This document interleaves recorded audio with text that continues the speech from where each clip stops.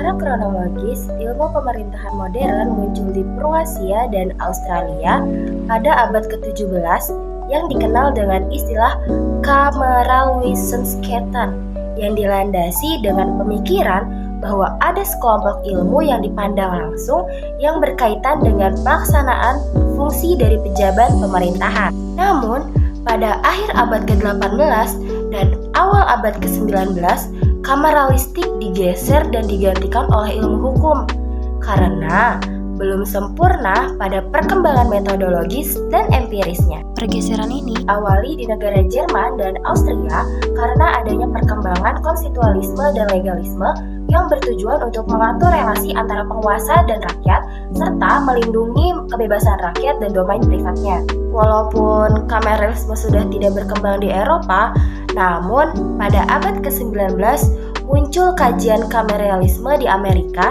yang dirintis oleh orang-orang Amerika yang belajar di Jerman, namun dengan mainstream yang berbeda.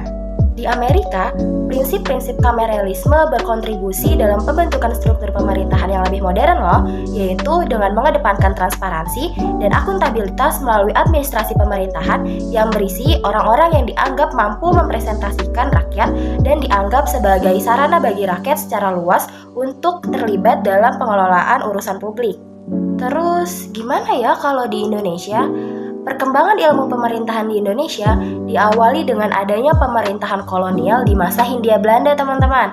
Di masa kolonial ini, praktik pemerintahan dikenalkan oleh pemerintah Belanda dan dijadikan sebagai basis pengetahuan dalam kerangka penyelenggaraan pemerintahan.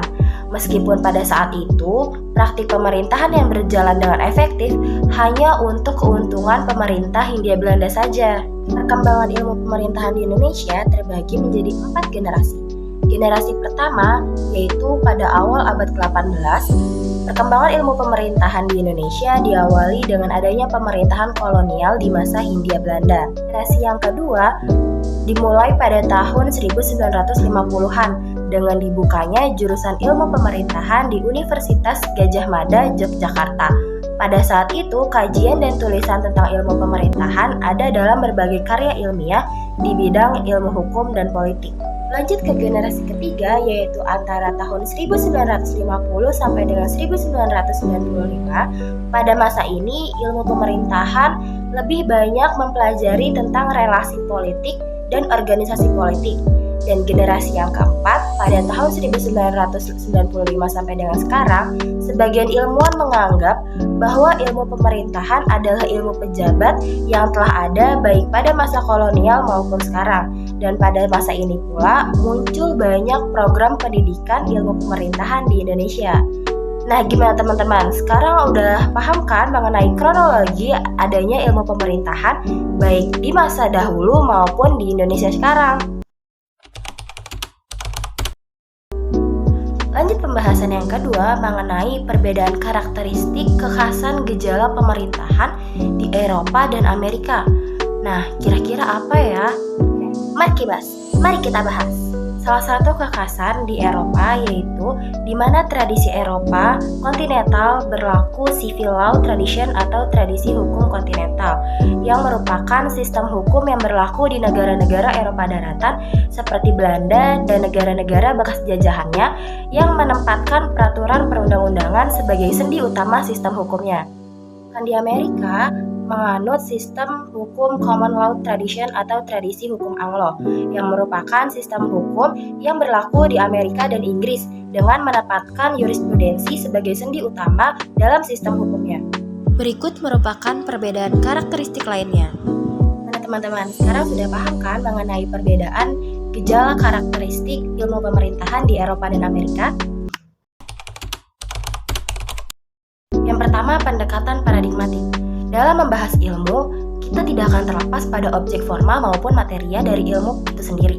Berkenaan dengan objek forma ini dapat mengalami perbedaan seiring dengan perkembangan waktu, perbedaan lokus, dan aspek yang berada dalam lokus tersebut melalui metodologi ilmu pengetahuan itu sendiri.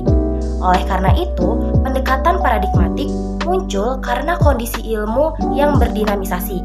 Pendekatan paradigmatik terbagi menjadi 6 tahap. Yang pertama itu ada paradigma 1, yang kedua ada normal science, yang ketiga ada anomalies, yang keempat ada krisis, yang kelima ada revolution, dan yang keenam memasuki paradigma 2. Nah, setelah tadi pendekatan paradigmatik, yuk kita bahas sekarang mengenai pendekatan ontologi. Pendekatan ontologik atau ontologikal melalui 7 tahap. Tahap yang pertama, gejala pemerintahan dianggap sebagai objek materi yang dapat dikaji melalui sudut pandang dan metodologi ilmu di masa itu.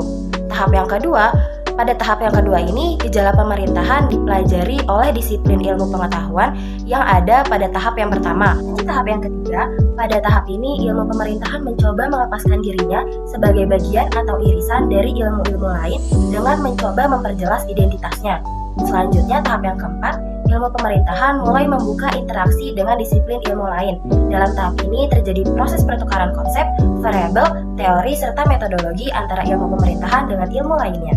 Kelima, gejala-gejala pemerintahan yang beragam tersebut dispesialisasikan secara spesifik sesuai dengan karakteristik gejala yang ada, namun tetap on the track melalui objek forma ilmu pemerintahan. Tahap yang keenam, di tahap keenam ini ilmu pemerintahan berupaya untuk menunjukkan kemandiriannya melalui kemampuan denominatif. Pada tahap terakhir yaitu tahap ketujuh, body of knowledge yang merupakan produk dari tahap kelima berkembang sedemikian rupa sehingga mampu menentukan identitasnya sendiri dengan ilmu indukannya, serta secara mandiri mencoba untuk memasuki tahap keenam, yakni menjadi hibrida. Oke teman-teman, dengan kita memahami kedua pendekatan ini, yaitu pendekatan paradigmatik dan pendekatan ontologikal, kita dapat memiliki pandangan yang lebih komprehensif tentang bagaimana ilmu pemerintahan dapat berkembang dan berfungsi. Oke teman-teman, sekian video penjelasan dari aku. See you on the next video. Bye-bye.